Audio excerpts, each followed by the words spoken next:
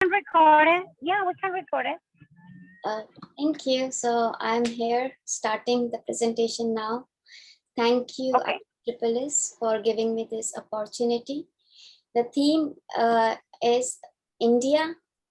I have picked up music, science, and religion based on my interest on travel experiences in India, across India, and outside India, knowing India. So I want to share this enthusiastically with you all.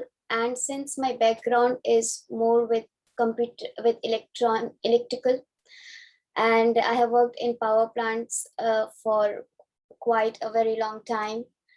So that being said, I have known India through government, which was established with 1948, Damodar Valley Corporation, where I worked as an executive engineer. The good part about working with government was that I was able to understand and meet with people of various backgrounds, from low levels who foster and manifest the framework of the systems.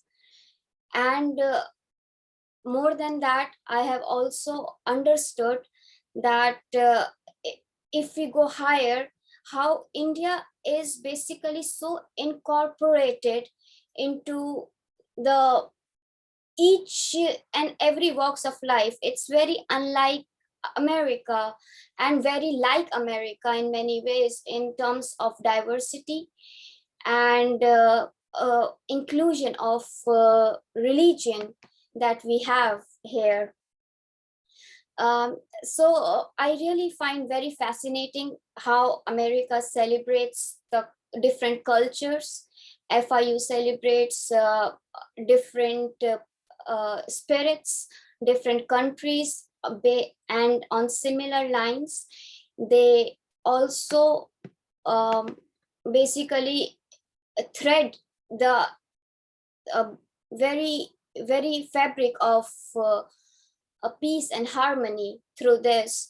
So since I was born in era of 90s, I grew up knowing technology from very like, as we now say, outdated to very updated, and all this being in a revolutionary phase through this world that we are currently living in, be it pandemic, be it the war, be it anything that is happening. The world and evolution moves on, and it is always embarked by the culture, by the religion, by the very fabric that we all know each other from.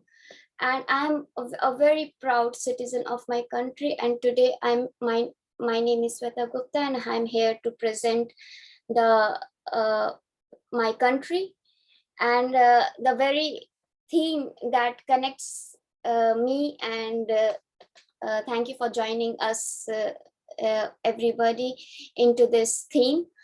Is like, whenever I went and traveled and introduced myself, I would always say, I'm Shweta Gupta, I'm from India. And it became like a quote, because whenever I was traveling, it was like a journey of myself exploration to know myself better. But I knew how more more about me through this statement, like, I'm Shweta Gupta, I'm from India.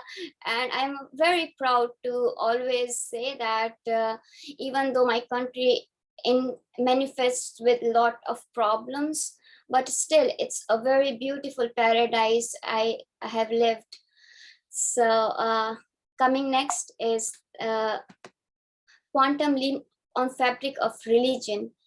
This topic I chose because of my interest in quantum world and my observation on religion and a kaleidoscopic view of reality. If ever you have wondered in I used to do that in science project in 7th grade. I did one building of a kaleidoscope, and when I saw inside the kaleidoscope, it was like a world inside a world. It had so many dimensions, so many so many threads, so many ways to look at a certain thing. And today I want to discuss about this on a very special theme, which constitutes from India, because in India we have lots of religion. We have Hinduism, we have Christianity, we have Buddhism, we have Islam, we have a great 1.3 billion people living in quarter of a land of America, and interacting with each other in such a tremendous space. And more than that, they are developing together. So that's what is very encouraging, especially in current situation where war is going. I feel like the peace and harmony. I feel like peace and harmony is a very crucial part of us. So I would start the presentation, but before that, I would like to thank all of you to join and who are joining me in today. And please sign in to the link, so that we know that you have participated, and we can also, carry on this wonderful saga that ISSS beholds in this fabric of harmony, I would say, and knowing each other better through these conversations and participation. So here is my presentation, Quantum Leap on Fabric of Religion, a Kaleidoscopic View on Reality. Okay, so there is a small video.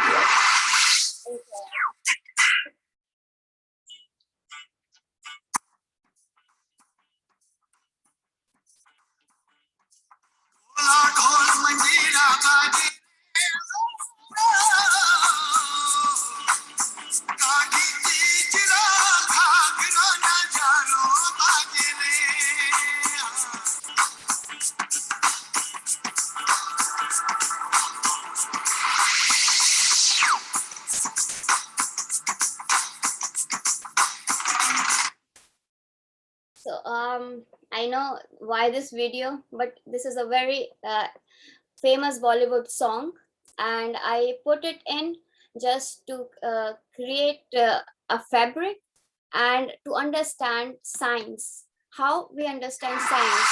Let me show you. Yes.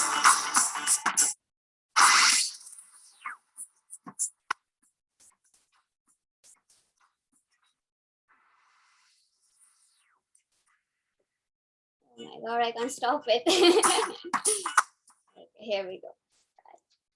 So that was a video of Bollywood actress Karishma Kapoor. In this, if you would have seen, there was a cloth, and there were, something inside. So with this quantum mechanics, that is an analogy I'm using to describe an electron.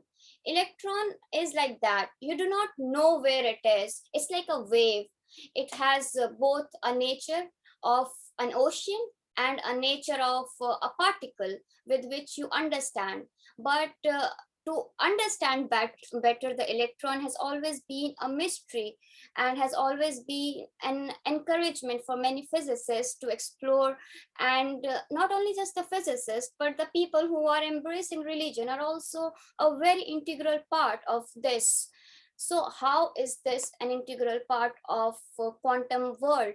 Let's see from the eyes of Islam. Allah is the light of the heavens and the earth. The parable of his light is as a pillar on which is a lamp.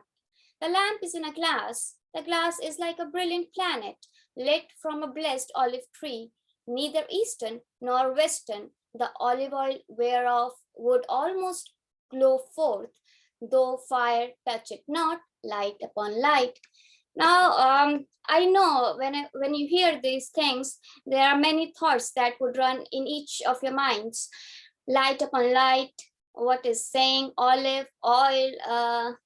Light upon light is a very a phenomena that has been understood by Islam in very early phase, which is in scientific world is a superimposition, we call it. As can be seen in this slide, there is a laser which is producing coherent light waves. You can see a wave transposed and superimposed with each other, and they create patterns of interference. What patterns they do? Let's see.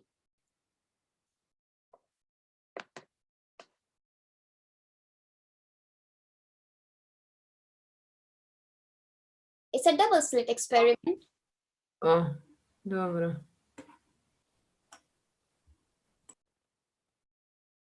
And as you can see in this double slit experiment, there are light waves that are propagating. And then we see that there is a tremendous superimposition patterns. And when it hits the cardboard at the end, it as if it is a particle that has gone there and made its pattern here in the white lines. So coming after superposition, let's see what Heisenberg is trying to say. As I just said, that you may have different perspective to look at a thing, and that is what exactly Heisenberg and this elephant story is also saying. The elephant story says when there were a group of few blind people and they came and they touched different parts of elephants, they had complete different perspective of touching. And here they would think they are touching some arrow. On touching their legs, they would think they are touching a tree, and touching the tail would reciprocate in something like a rope. So what we observe is not nature itself, but nature exposed to our method of questioning. Yes, this is how ISSS expose us to various dimensions of learning, and that is a fundamental element of education. What we observe is not nature itself, but nature exposed to our method of questioning. What is meant by that is like how we question to a certain thing. Most of the answers lies to solving the problem to that.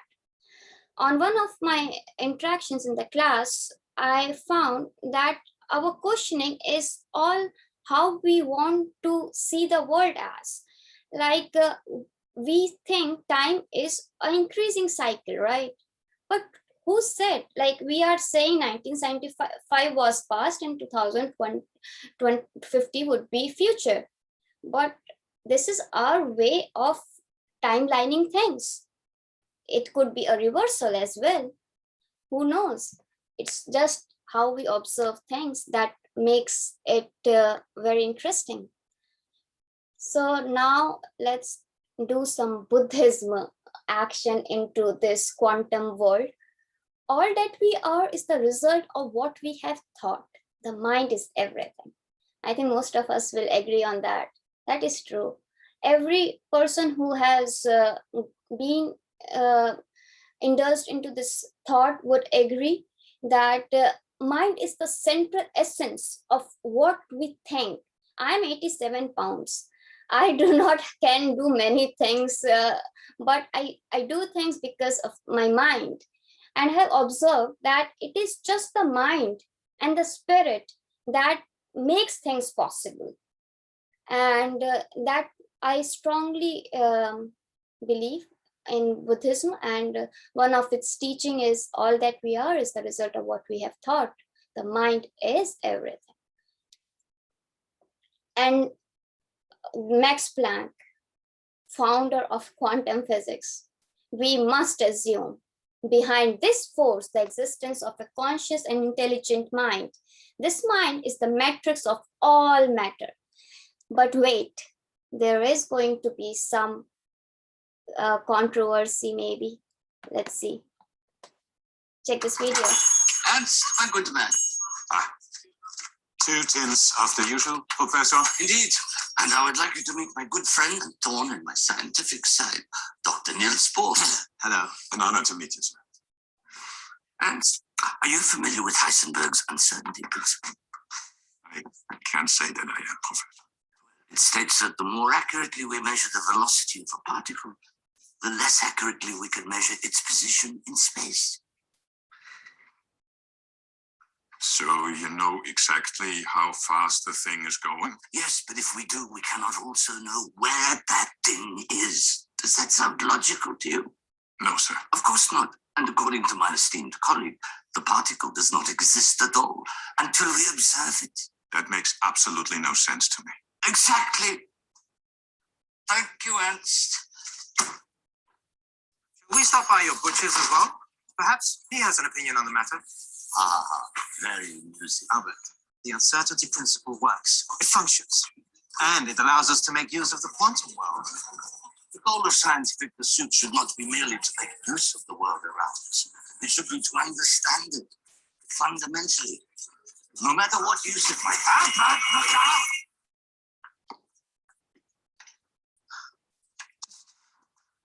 Where are you going, please? Why should I? Why should either of us? According to you, if that automobile was a particle, but we didn't see it, it wouldn't have been there at all. We would be perfectly safe. Automobiles aren't subatomic particles, Albert. Yes, it defies common sense that the rules which govern those things we can see do not apply to those we cannot. I will not turn off my brain simply because you've decided the matter is settled. Well, if you don't start using your brain to observe what's right in front of you, you're going to get yourself killed.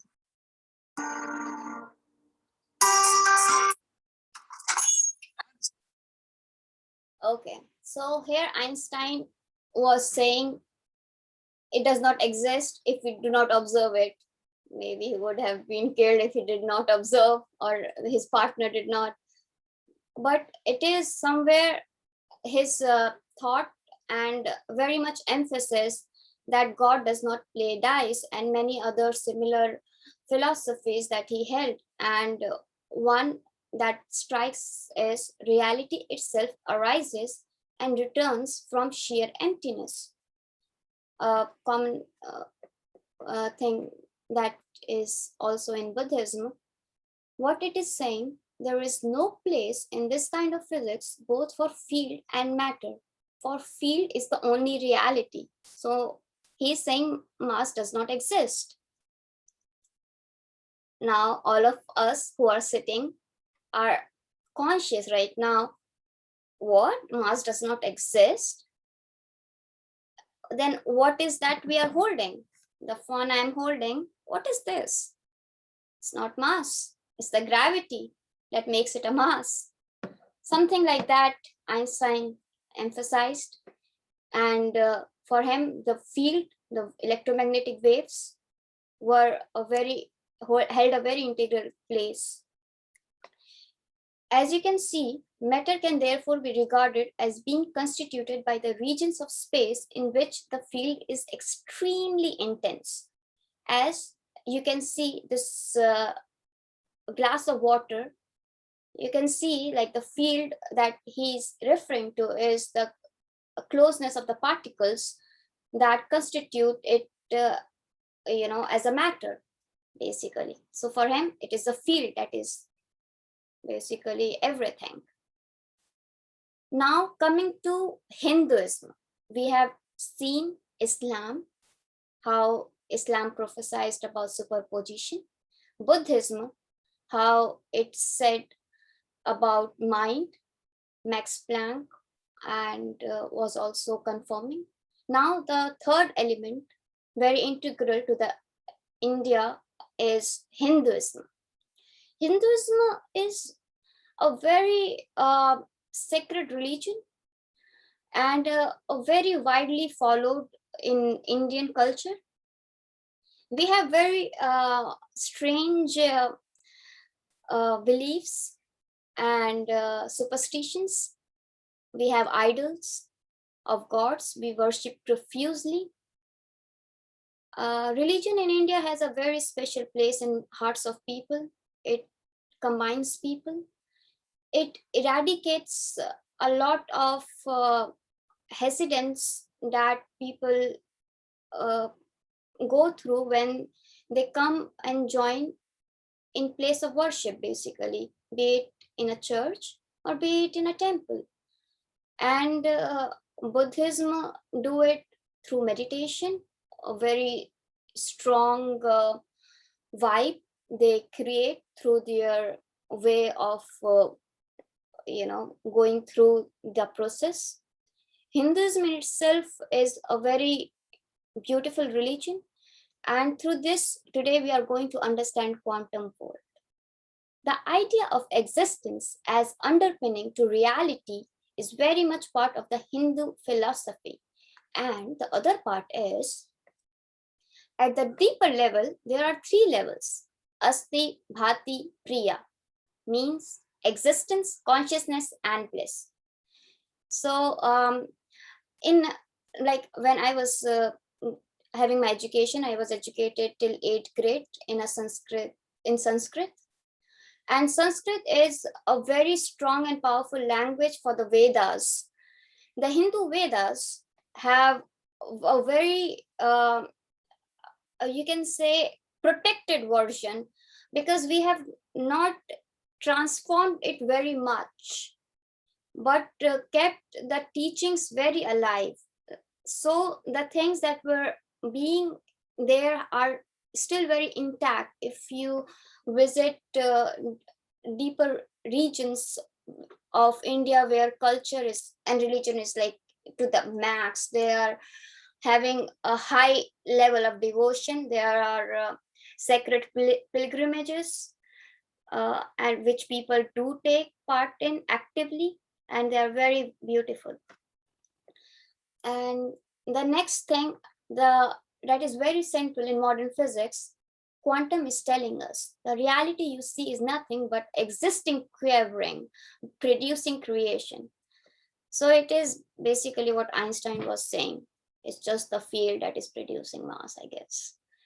But it is open to your understanding what is the existence in reality, and how Heisenberg has also simplified our understanding to it.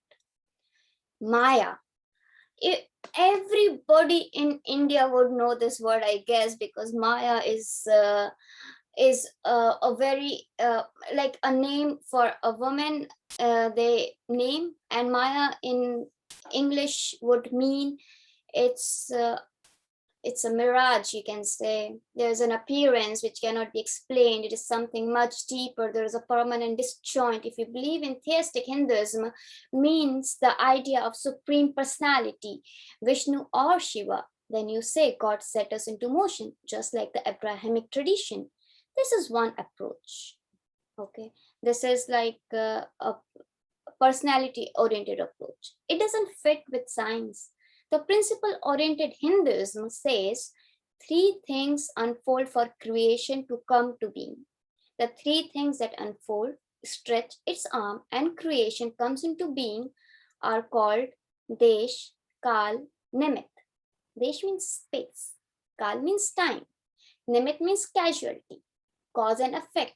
They say when they stretch their arms, creation comes into being. The idea of modern cosmology says precisely that. They say that when space and time unfold, creation comes into being. The Big Bang Theory, it doesn't say bang, it says space and time begin to unfold. Now this is very important idea. I'm now unfolding this this cause and effect, which is being said in Hinduism, and now also giving it a stretch with Christianity, which says, in the beginning, God created heaven and earth. Creation refers to the fact that universe depends for its existence upon God, who is the source of its being. Beginning refers to the universe having a temporal starting point rather than having a history that stretches infinitely into the past or that goes around in a loop. Three things are affirmed in these first words of Scripture. The eternal God gave a beginning to all things that exist outside of himself. He alone is the creator, and the totality of what exists, expressed by the formula, the heavens and the earth, depends on the one who gives it a being. Man, I don't understand how these people were so intelligent, but they deciphered and made some complex statements here, and which is how we see the world. If they would have said something else, maybe that would be different. But now we know the earth is round, it revolves around the sun, thanks to great physicists, astronomers. But the point I'm trying to make is religion has not always been in contradiction to science. It has always, also tried to align. If you look deeply into the universe with the eyes of religion, there is a certain elements of truth that helps to understand and make peace with the way world moves around. And the most beautiful bird. Yesterday I was sitting on a bench, and there was a small bird that just came, and she was very close, and she started to do, her singing chirping action. And it was such a moment to observe that small little birds who come close and have their way of expressing things. So according to quantum biology, the European robin has a sixth sense in the form of a protein in its eye, sensitive to the orientation of the Earth's magnetic field, allowing it to see which way to migrate. So which way to migrate? A European robin, that small little bird, knows. That is beautiful. And this is being understood by quantum biology. The way how our sixth sense and the protein is also linking to the elements of orientation. That is one example that nature connects us to the quantum world. Another one is quantum entanglement. I love basketball. I have played basketball for at least 4 years, and I will always continue to be a part of it. These two balls are having a spooky action at a distance. What does that mean? They look similar, right? There is a difference that I would like to say about and explain this concept of quantum entanglement. See these two balls. Just think they were two basketballs. And if I know and the color of this, just forget about this. There are suppose two colored balls, not the basketballs, just two color different balls. And here the quantum physics is trying to explain the concept of entanglement is that if you know that this color ball is blue, then you definitely know the other one is red, right? So this is basically a quantum entanglement. Like it's not a very big thing to understand because it's true, right? Like if I know this thing is red, then other thing is blue. So what is so mysterious about this? Let's see in one application, and you will know how far people are taking this up. In other words, teleportation. Remarkably, tests are already underway here on the Canary Islands off the coast of Africa. We do the experiments here on the Canary Islands because you have two observatories, and after all, it's a nice environment. Anton Zeilinger is a long way from teleporting himself or any other human. But he is trying to use quantum entanglement to teleport tiny individual particles. In this case, photons, particles of light. He starts by generating a pair of entangled photons in a lab on the island of La Palma. One entangled photon stays on La Palma, while the other is sent by laser to the island of Tenerife, 89 miles away. Now Zeilinger brings in a third photon, the one he wants to teleport, and has it interact with the entangled photon on La Palma. The team studies the interaction, comparing the quantum states of the two particles. And here's the amazing part. Because of spooky action, the team's able to use that comparison to transform the entangled photon on the distant island into an identical copy of that third photon. It's as if the third photon has teleported across the sea without traversing the space between the islands. Sort of extract the information carried by the original and make new original there. Using this technique, Zeilinger has successfully teleported dozens of particles.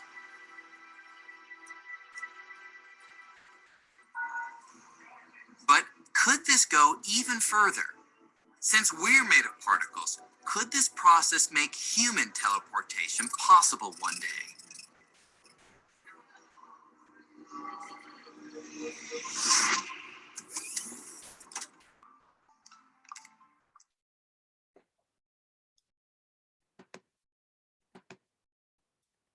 Words, teleportation.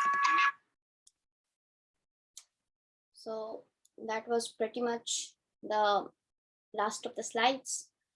And in this, the teleportation is one of the most advanced ways in which people are thinking, so that if I want to go to my friend Zuzanne in Poland, who is right now here with some spooky action at a distance, I would love to meet her and all my friends around the world, waiting for this technology to take in progress and hope for the best. I don't want to be the first experiment though. And this is my last slide. Every sunrise gives hope to your dreams and light to your palms. You feel there is always a hope, because hope is a starting of every dream to take in place. And this was my quantum leap on the fabric of religion. Thank you guys for joining me. And it is not the answer that enlightens, but the question. So I open the stage for taking any question. Thank you.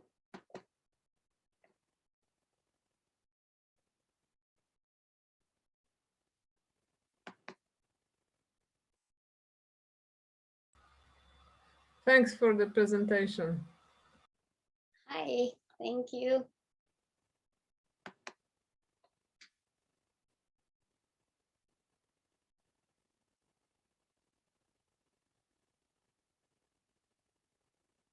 I enjoyed it. Thank you. It's always nice to see a connection between physics and religion, since it's so often thought that they are mutually exclusive domains. And I have never thought that. And nicely done. And I liked your videos and your presentation, but I'm not ready to be teleported just yet.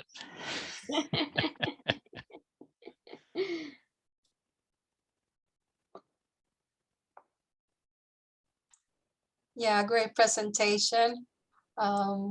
Congratulations. And now I do understand, not teleporting yet. Okay. Well, if you don't have anything else, I think we're done then. Right? Okay. Thank you guys for participating and coming to the coffee hour. Claudia sent a couple links. I hope you signed up, so we have the sign-in sheet complete. And have a great day.